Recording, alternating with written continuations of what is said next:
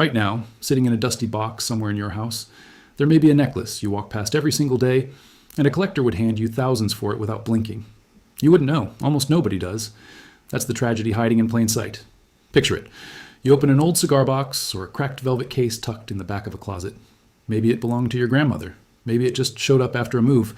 Inside is a necklace that looks tired. The metal is dull. The stones look cloudy or old-fashioned.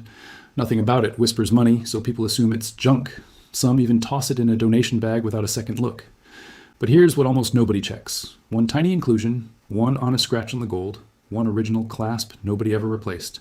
Any single one of these can turn a forgotten necklace into a life-changing sum. One piece like this sat in a donation bin for weeks before someone finally looked twice. So let me ask you, when's the last time you actually opened your old jewelry box? Stay with me. By the end of this video, you'll be digging through drawers tonight. Number 10, vintage amethyst necklace.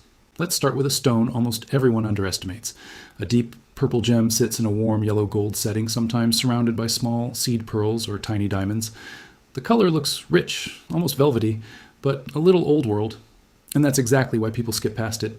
Amethyst is cheap today. You can buy a modern one at any mall for almost nothing. So the instant someone spots that purple stone, they assume costume jewelry, mass production, no real value. The antique setting only reinforces that idea. It looks like something from a costume box, not a jewelry store. Here's the detail that changes everything. Hold the stone up to a strong light and look for color zoning, faint bands of deeper and lighter purple running through the stone at an angle. Natural amethyst grows in layers, so it almost always shows this. Glass and synthetic imitations show flat, even color with no zoning at all.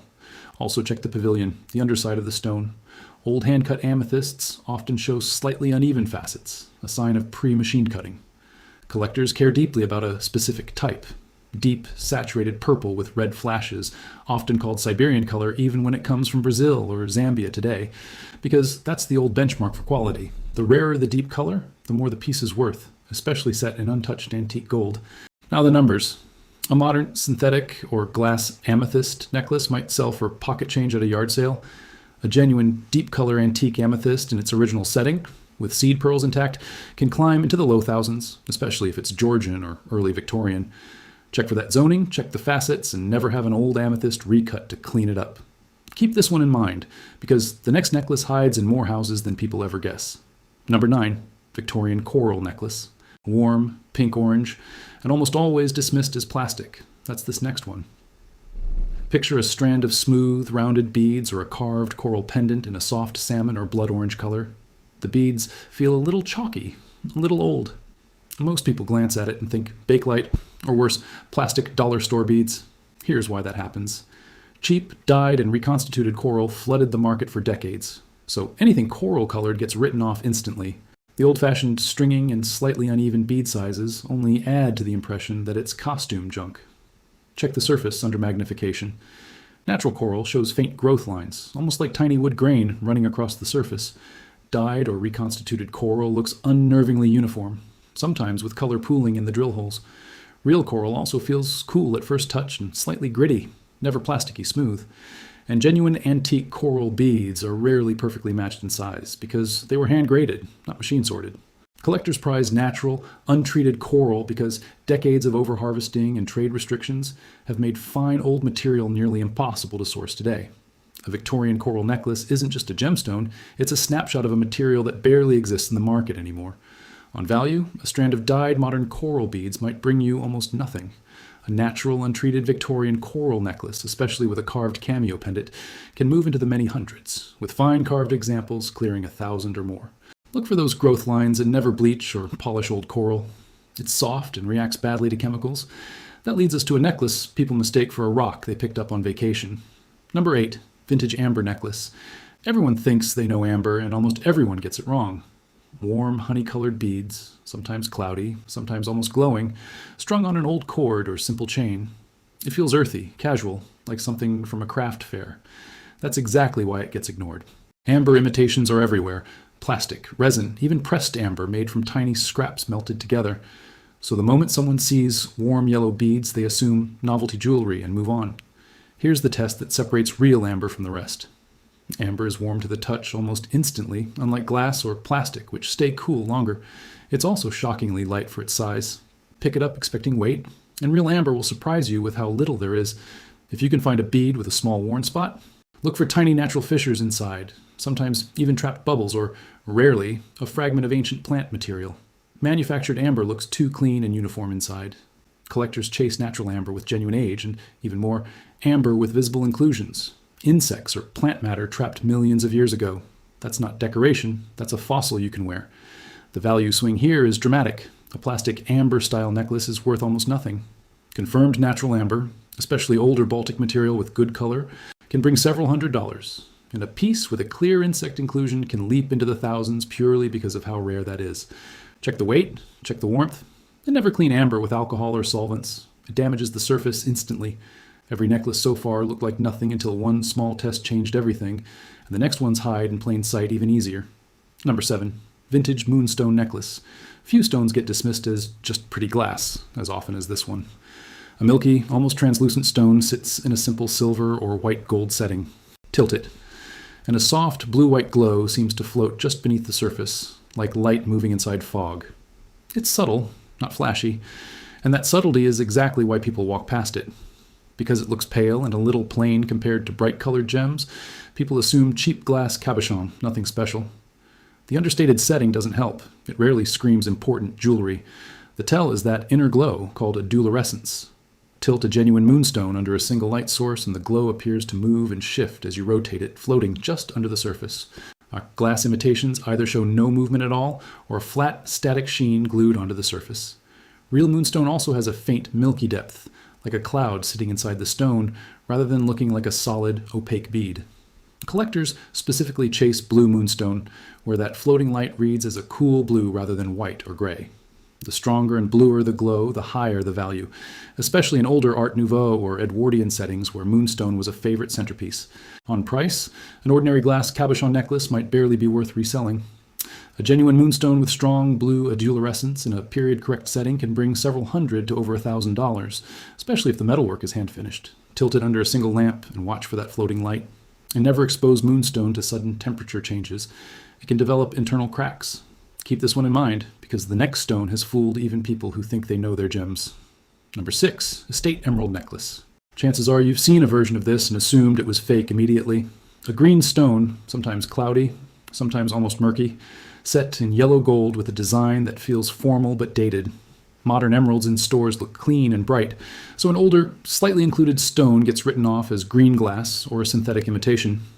Here's the twist almost nobody expects. Emeralds are supposed to look a little cloudy. Natural emeralds almost always contain visible inclusions. Collectors actually call them a jardin, French for garden, because the internal marks look like tangled plant matter. A flawless, perfectly clean green stone is far more likely to be synthetic or glass than a natural emerald is, so check for that garden. Look inside the stone with a loupe, or even a phone camera zoomed in, and search for feathery, moss-like inclusions. That messiness is a good sign here, not a flaw to fear. Also check the color under different lighting. Natural emerald often shifts subtly between a cooler blue-green in daylight and a warmer green under incandescent light. Glass stays flat and consistent. Collectors chase natural, untreated emeralds, especially older Colombian material, because so much of today's emerald market involves heavy oil or resin treatment to hide fractures. An older piece that was never treated, or only lightly oiled the traditional way, is treated like a small miracle. The value gap is enormous. A green glass or synthetic piece is essentially decorative. A natural, minimally treated emerald of good size and color, especially in an antique setting, can jump from a few $100s in assumed value into the low 5 figures once verified. Look for that garden of inclusions, and never let anyone clean an emerald in an ultrasonic cleaner. The vibrations can shatter an included stone instantly. If you suspect you have one, get it tested before it goes anywhere near water or heat. Industry expose. Why old jewelry keeps vanishing for nothing. Let's pause the countdown because you deserve to understand why this keeps happening and why it could easily happen to you. Every year, real family wealth gets handed over for a fraction of what it's worth. It's rarely some dramatic scam. More often, it's a quiet chain of small, ordinary mistakes. It starts with silence. Jewelry gets passed down with no paperwork, no notes, no appraisal. Whoever understood what the piece actually was is gone, and the knowledge disappears right along with them. Then comes the rush. After a death or a move, families are exhausted and grieving. Estate sales and the quick cash offers move fast on purpose. Nobody stops to research a single stone. Bins get filled, prices get slapped on, and the day ends with everything gone. Next comes the melt. Countless necklaces get valued only by their metal weight. Someone puts the piece on a scale, quotes a number for the gold, and every gemstone inside gets counted as if it doesn't exist. A natural, untreated stone worth thousands gets valued at zero because nobody asked the right question. Then the hallmarks disappear from memory. A tiny stamped mark inside a clasp can multiply a piece's value tenfold, but only if somebody actually looks for it. Almost nobody does. Most buyers in this chain aren't villains. The real problem is simpler and sadder. People sell before they understand what they're holding. That one habit cost families more money than any scam ever could. Number 5, Georgian foiled paste necklace. This one confuses even seasoned sellers because it looks like costume jewelry doing its best impression of the real thing.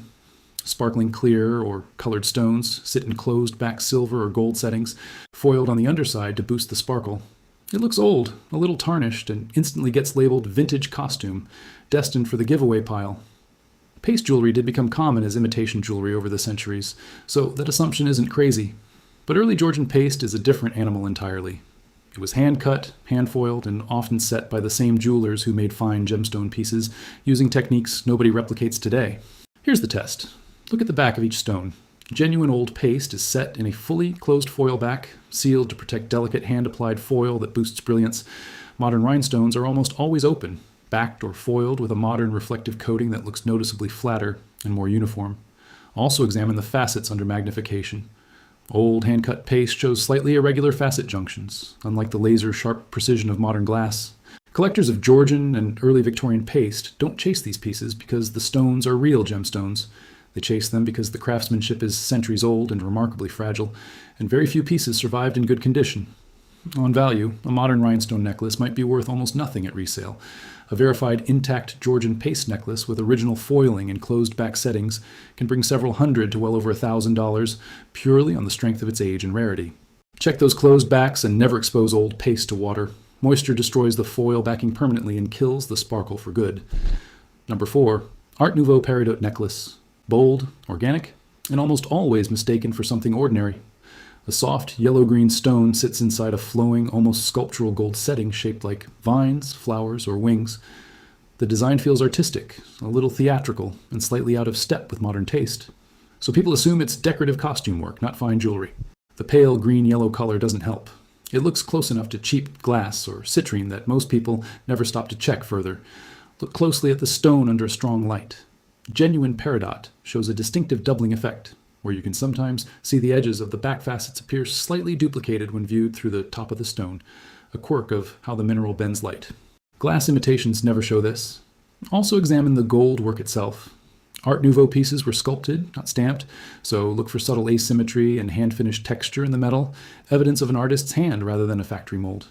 Collectors treasure Art Nouveau jewelry specifically because it represents a brief, deliberate rebellion against mass production, artists insisting on organic beauty over cold precision.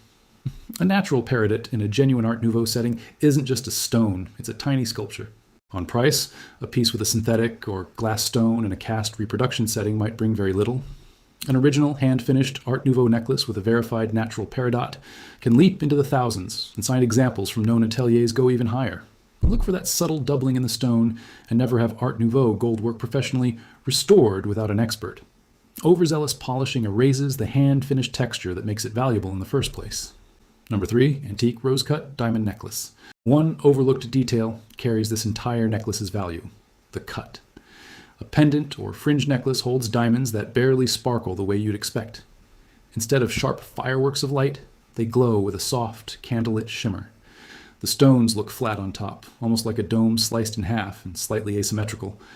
Because it doesn't flash like a modern diamond, people assume it's not a diamond at all. Maybe rhinestone, maybe glass. We're conditioned by brilliant modern cuts, so anything quieter looks fake by comparison. Here's the confirming detail. Rose-cut diamonds have a flat base and a domed, triangular, faceted top, usually with no bottom facets at all, unlike modern diamonds, which are cut symmetrically on both sides to maximize sparkle. Turn the stone and look for that flat, faceted dome shape catching light unevenly, almost like a tiny cut jewel of frost.